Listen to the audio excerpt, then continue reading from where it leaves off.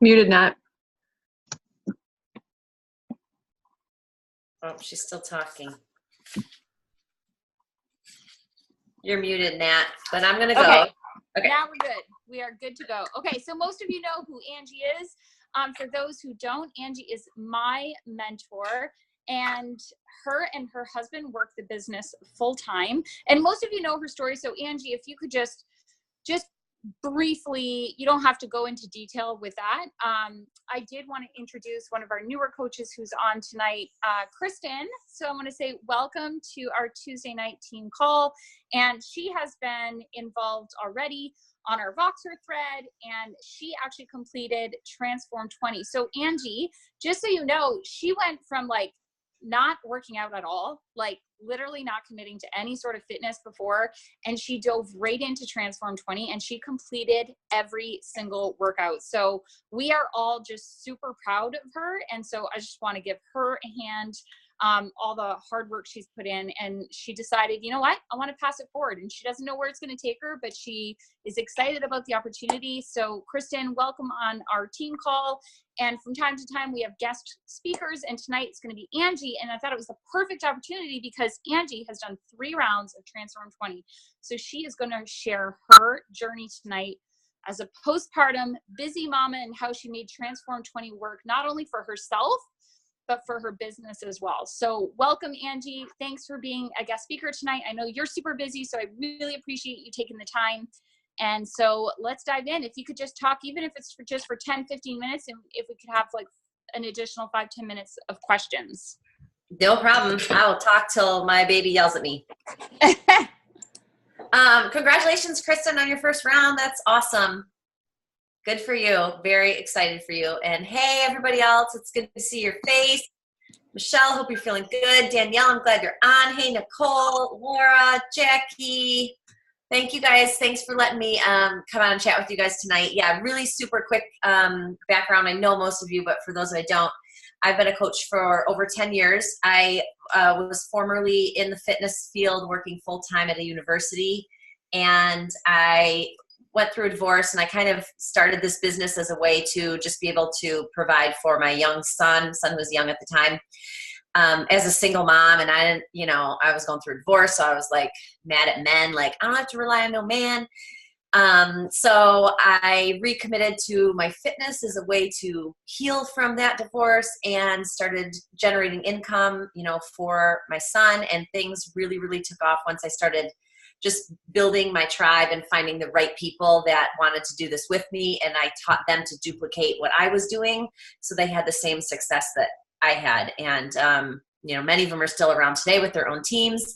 And it's just been awesome to watch our team grow beyond, what we ever expected. So fast forward, I got married about 4 years ago, and my husband, who I met at my full-time job when I was working at the university, and we now both run the business from home together full-time.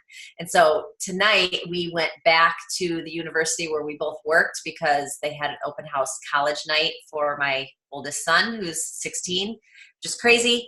So it was kind of cool to go back there. But also when we walked into the main building at the university, we were kind of like, we don't miss this. We love the life that we have now. We have a 9-month-old daughter together, and we love the business. It's our livelihood. We work at it. We're very successful financially, but what has taught us and what we've held true to our success and held true to our hearts so much is the freedom of time that this business has given us, more important than the income that it's brought us, because we have the freedom, and we can truly honor our number one priority, which is our family. And a lot of people say that, like, my family is most important and they're my number one priority. Oh, hi. Hi. But a lot of people can't truly honor that because they have to work for a living. And when I was a single mom, I was working 60 hours a week. I was overworked, overstressed. And so this business has impacted my lives and our lives in so many ways. And so I'm just so thankful for it. So after I had my 9-month-old, I, kind of dove back when I was cleared for exercise, and even being in the fitness industry for years, man, I struggled to get back in shape. And right around that time, we took our team on a trip last July. Natalie was there, went to Arizona, went on a retreat. We spent the day with Sean T, and it was so much fun. And so at that event, he had basically said, I want you to be in my test group for Transform 20. And I was like, oh, I don't know if I can do this. I just started working out again. So I wasn't ready. Didn't feel like I was ready. But anyways, I dove in. I did the first round. So 6 weeks, I completed the first round. And I was happy that my goal was to complete the program, right? I wasn't like pressuring myself for these huge results. I just wanted to get back into routine, because if you have kids, you've been a new mom, you know how hard it is to, just like get back to normalcy. Anyways, I did a second round with the strength hybrid. So I incorporated the strength workouts, and during my second is when I really started to have my transformation. It was such a great reminder to me of the compound effect, right? That's one of the first books that I always recommend our coaches read. The compound effect, because it talks about those little mundane things that you need to do every single day that kind of snowball and create a bigger effect for you over time. And so hi Cooper. And so that was a great reminder for me and for my challengers. So we launched the program, and I did round 3, which was round 1 for my new challengers. And I love the challenge group that I have right now. Like, everybody's going so strong. They're now starting round 2, and they're bringing new people in. So yes, I had, a pretty significant physical transformation from that program. And it's so funny because, how many people have at least done one of the workouts? You dabbled in it at all? Oh, okay. So you're familiar. Well, tell me, maybe you're experiencing this, but if you have gotten results from the program, I had so many people who didn't believe me, including people from Beachbody Corporate, because side note, I also do a little bit of work for Beachbody Live, which are our group exercise formats. And so I fly out to California and I film videos that we send out to the Beachbody instructors. And so I went out and I filmed a video when I was 4 months postpartum. I went out there and I filmed a video for Beachbody, and of course I hadn't lost a lot of baby weight yet, and I wasn't feeling confident, but whatever. I was like, I'm just going to do this because I want to inspire other instructors that they can dive back in when they have a baby. And then I went back out and I filmed another video for them a month ago, and all the people at corporate were like, this is exactly what they said to me. Come on, you don't need to play that with us. We know that you didn't lose all that weight from Transform 20. And my response was, have you tried it? Because you don't think 20 minutes could, I don't have to tell you guys, you've experienced it. So, and Angie, yeah. If I heard you say on your stories today, I think it's important to address too, that because we've had some challengers that they're like, I didn't notice that much weight loss in the first 6 weeks, but you mentioned you did not notice that until doing it round 2 and 3, correct? Oh yeah, I was definitely one of those people that stood on the scale at week 4 and stared down at it, and I was like, what the heck? Why is it not moving? So I had really little, and in fact, of course I took progress photos, and you guys can see those. They're on my social media pages, but if you look at my progress photos from the start of round 1 to the end of round 1, there's not a drastic change, but then the end of round 2 is where I really started to have results. And, let's face it, this is not about having physical results. There's so much more that our programs offer. But because I did get results from the program, I was more passionate about pushing it and sharing it, not pushing it on other people, but I really was highlighting that program because I had such strong belief that it helped me, and I know that it could help other people. So I think that, everybody on here I think has done, you said at least one workout, so you're experiencing it, which is good. So now you have to figure out how you talk about it and how you can share it, and how you promote it. And I truly think that this has been the best program for me to ever share with other people, not just because I had physical transformation, but because it truly taught me that you don't need to spend hours exercising, especially in order to get results. You can get physical results and you can get benefits from a program that is 20 minutes long. And people who say they don't have time can find 20 minutes a day to work out. People who are crazy busy and unhealthy and really want to improve their fitness, they can find 20 minutes a day to work out, and maybe another 5 minutes it takes to make a nutrition shake and have it for breakfast or after their workout. I mean, I truly, truly believe that.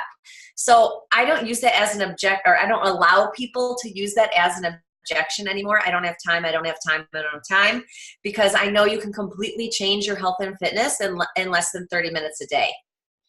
And so now you just have to really look at the other objection piece, which is the cost, right? Which is typically, those are the objections that we get. I don't have time or I don't have money. So I guess so my first piece of advice to you is, if you, it's okay, Sarah. So if you are struggling with this program or you haven't even started talking about it yet, step one is obviously try to experience the program. Not all of you can right now, Sarah, but try to experience the program first, dabble in the workouts, and then commit. So I've had some coaches that have taken that advice and they came back to me and they said, I don't like this program. I'm not connecting with it. I don't feel like it's for me. That's fine. You don't have to don't pressure yourself to do a program that's not working for you, but don't also withhold it back from other people, maybe because you're not a Shaun T fan or whatever. So definitely at least dabble in it so you can understand a little bit of what it's about, so you can talk about it, because there's so many people out there that won't even consider doing anything over 20 minutes, but 20 minutes is doable to them. So that's the first thing that I would suggest. And then, of course, share that. Those are all of our vital behaviors, right? There's two ways that you can build your business based off of this program or any program within Beachbody. The first way is attraction marketing, and then the second way is by inviting other people. So think about those in two different things. And the reason why I'm asking you to kind of create awareness is because if you feel stuck in your business, you first have to identify how you're mainly building your business. Are you just doing attraction marketing? So attraction marketing is trying to attract other people to you, so you don't go out and recruit or seek other people. Usually attraction marketing just entails you posting, sharing your story, posting on your news feed, and hoping that someone comes to you. Let's face it, that happens few and far between. But if that's the only way that you really want to build your business with this program, then be consistent with that. Be consistent with that in your posts, in your news feeds. I have a new coach that I met with yesterday who was one of those, like, I don't want to be salesy. I totally get that. Even though we're in the business of sales, we truly are. We say we share and we do, but really ultimately people are buying something from us. And that's just the way it is. We're in the business of sales. But if you don't want to be salesy, then don't ask. Don't ever do a call to action. Just share. Share how the program makes you feel or what your struggle was through your workout. You don't just have to take a sweaty selfie every day. I've seen Nat's pictures with Cooper next to her on the step, and the focus of that post is how to be a role model to your kids. There's so many different things that you can post about that Beachbody has to offer. So when you are doing that, just give thought to the post and provide value, but also be able to share your experience. And so that will hopefully attract people to you. It would be awesome if it attracted a lot of people to you, but that's not the reality. It typically doesn't do that. We can't just build a business by posting. Side note, second part of that, if you are just posting and you are just focusing on attraction marketing, then you need to get really savvy with social media and figure out how to help people find you. And like, for example, there's a girl I follow on Instagram. I love her, Samantha K. I don't know. I can't remember, but if you want to know, I'll tell you. And she's in the fitness industry, but she's really popular on building an influence in Instagram. And so she went live on Instagram, and I was watching her while I was getting ready for this call. And she had said that you can, tag people in your photo on your newsfeed when you post. You can tag several different things to help attract people to find you. You can tag, like, let's say, for example, I'm wearing this Lululemon jacket. I got a whole like Lululemon outfit on. I could tag in the picture not only Lululemon, but an influencer of Lululemon. So let's say like an athlete was sponsored by Lululemon. I would tag that athlete. And then, when people go to that athlete's page, you can click on a tab that shows all the photos that athlete is tagged in. And your photo would pop up there. Does that make sense? So if somebody sees that, like, oh, this person just tagged Serena Williams wearing all Lululemon or whatever, they go on your picture and like, oh, this person looks interesting. You can get a new follower that way. That would attract people to you. So that's something I'm definitely going to try, FYI. So that's my point. If you're really focusing on attraction marketing, you need to share your experience with the program consistently. And then you also have to get creative and find creative ways for people to follow you.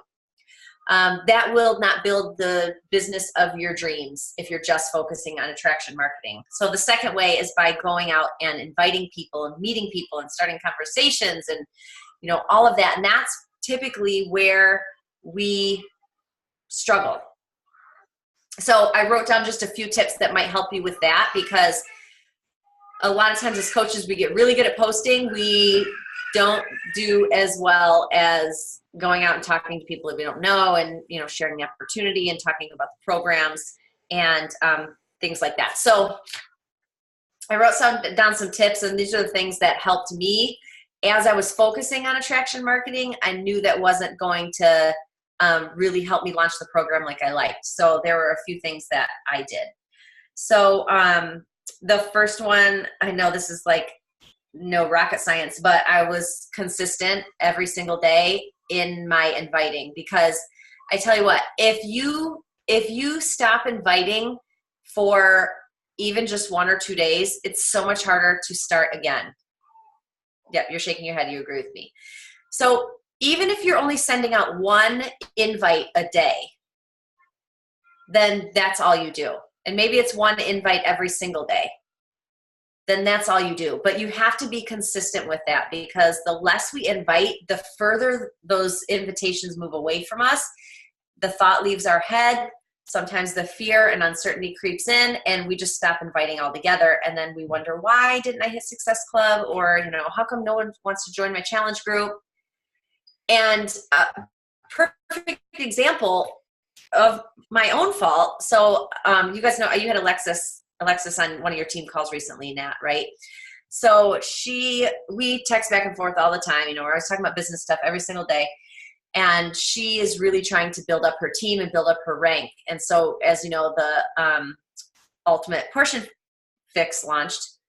And so I get this voice message from her yesterday, and she's like, hey, she talks really fast. Hey, I need you to help me, because I just signed up 5 coaches yesterday, and I signed up 8 today, and I have 2 more tomorrow. So I need to know where to place all these coaches. And I was like, I responded, I'm sorry, I can't get past the fact that you just signed up like 15 coaches in 2 days. And then I asked the golden question that everybody asks: what are you doing? Right? You hear like somebody signing up a bunch of coaches or signing a bunch of challenge packs, and you're like, what are you doing? What are you doing that works? And guess what? The response is always like, I'm just asking people. I'm just inviting people. Take the pressure off of yourself. If you don't like to invite, don't set a goal for yourself for your Transform 20 group or for a certain number of coaches that you want to add to your team. Take the pressure off yourself by just throwing out an invite. And if the person says no or doesn't respond, who the heck cares? Move on to the next person and send your one invite the next day. A lot of this that we do when we are that holds us back from inviting is just our mindset. And that's why I had Brad on our team call, because That's just such a huge part of this business. Danielle, I know I got your message. It's such a huge part of this business, and that's something that we have to constantly work through in order to keep moving forward. So, okay, so that's my consistency vote. The second one is fake it till you make it. So if you're not confident sending out those invites, just act as if you are once. I was talking to a coach the other day, and she's like, I lack so much confidence that I don't know what to say when I am asking someone if they want to be in my challenge group. Right? That's an invite, right? And I said, okay, well, if you were confident, her name is Angie too. So if you were a more confident Angie, then what would you say to that person when you wanted to invite them to your challenge group? And she's like, oh, well, I would probably say blah, blah, blah, blah, blah. Okay, so say that. It's the same thing. And then that kind of opened her eyes, and she was like, oh, yeah, you're right. So act as if, and you will be. That's what we always say. So close your eyes, right? Like type up a rough draft in a message or in an email. Put one hand over your face and put the other hand on your mouth and click send. What is the worst that can happen? Again, the person could say no. The person will never respond to you, and who cares? I always say, this is what I have. Like, this is what I have to offer, and this is how I think I can help you. But take it or leave it. And if you leave it, that's okay. I don't ever take it personal. I know I did it one time, but I've been rejected so many times. I don't care anymore. I don't care. I just move on to the next person. So fake it till you make it. We talked about consistency. And building trust with people. And this doesn't have to do with inviting, but this will lead into your invitations. And the way that we build trust with people is when we have conversations, we have to have some back and forth conversations, and we have to show up. So if a person sends you a message and it's not directly relative to Beachbody, but you've maybe checked out that person, you want to be consistent in responding. You know, that's how we start to not only build a relationship with people, but that's how we build trust with them. So those people who might send you a message every now and then or maybe have said no to you several times before, those people are what we call wait watchers. Do you know what they're doing? They are waiting and they are watching. So the best thing that you can do is stay consistent with your journey, stay consistent with your posting, stay consistent with your inviting, because those Weight Watchers, the people who are waiting around, WAIT, and watching you going, wow, that looks cool, or man, I can't believe she's crushing that. Oh my gosh, you know, she's getting results. Oh, she's just helping one more person. They're watching and watching and watching, and eventually they're going to say yes. But it has to be on their terms, not on yours. It has to be on their own time, not on yours. And in the meantime, you just have to be consistent. And then, you know, the last thing is when you're about inviting, you know, you can't sugarcoat this. It's not easy. It is hard work. Putting all of this together, staying committed to your own fitness and your own journey and being consistent with that. And then sharing that with other people. And then, of course, asking them to be a part of what you're doing. You know, that's hard work. And you have to remember that you are dealing with people's emotions and people's fears. And so that's why you just have to be consistent with it, and you have to be patient. The only reason why you could be impatient is if you are mad at yourself for not being consistent with your own journey or with your inviting. So I would just remember all of those tips if you are having trouble, if you're struggling at all, you know, saying like, I'm not having any success this month and no one wants to join my group. You know, first take a step back and ask yourself, are you actually inviting, or are you focusing on attraction marketing? And then figure out, you know, what you can do to take those invites to the next level and how you can be more consistent with that. So I would suggest that if you're not running a group right now, actually, I think you guys have a team-wide group, right, Nat? And did you guys start round 2 yet? No, we're working on the recruiting phase right now, and we're going to aim for April launch again for Transform 20 specifically. So right now we're all kind of doing our own either free groups or just using our fit community. And then, yeah, the goal is to do Transform 20 again in April. Perfect.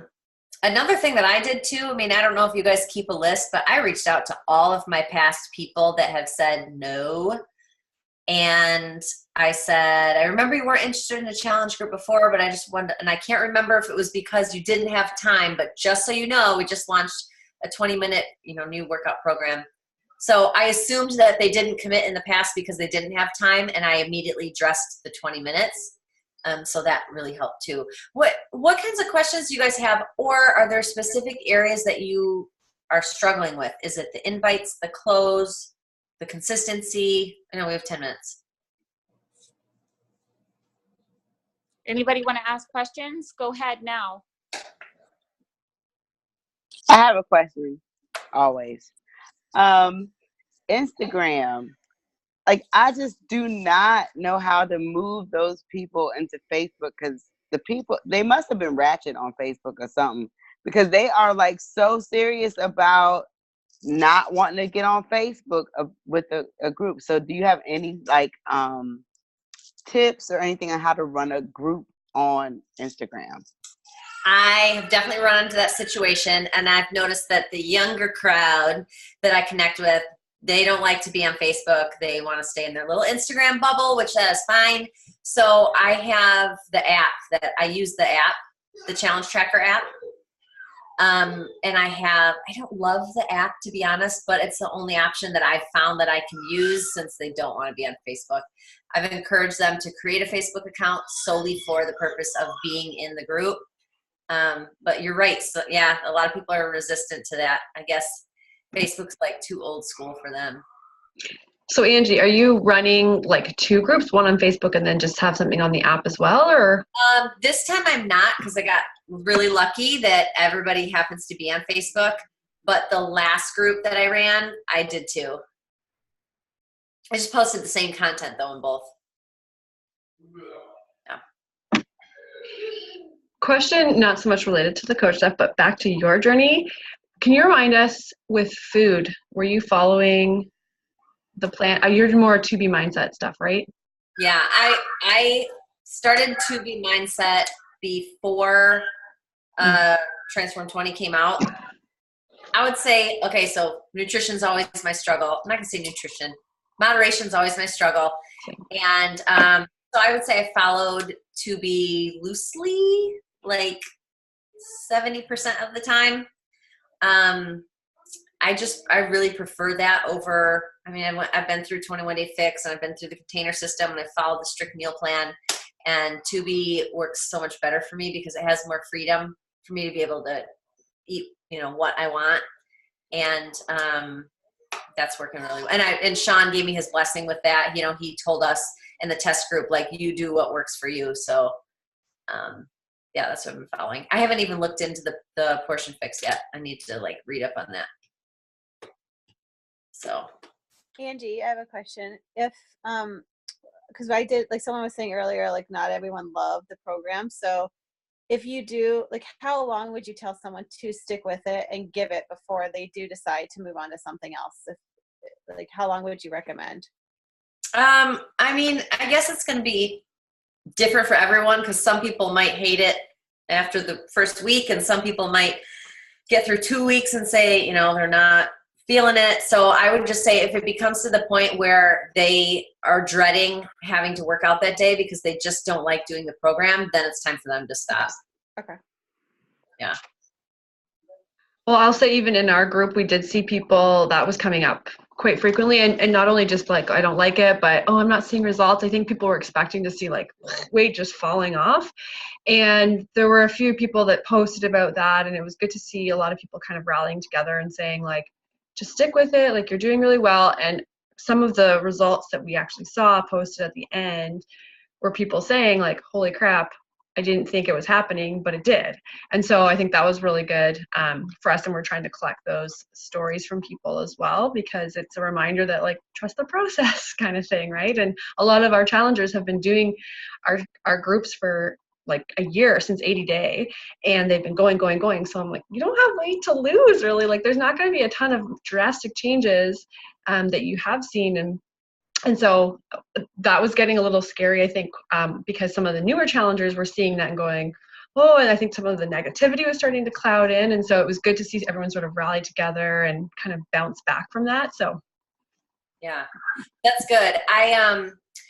I have a lot of people that went through my first round that had a significant amount of weight to lose. I had a lot of larger women that really had to lose like 50 plus pounds.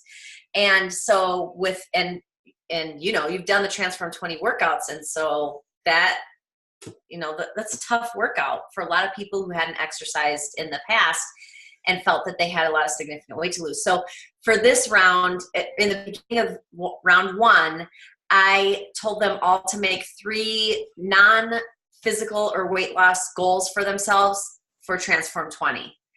And that really helped me, because I thought in the event that someone did fall off, or in the event that someone decided the program wasn't for them or that they couldn't do it, you know, we could at least focus on those other 3 goals.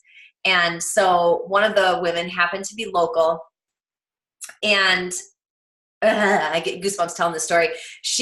I really had to talk her into doing this group, because she, again, had a significant amount of weight to lose. She didn't want to do the program. She's the non-confident one that I was telling you about. Her name is Angie. And she has some knee problems and some back problems that she said stemmed from her weight.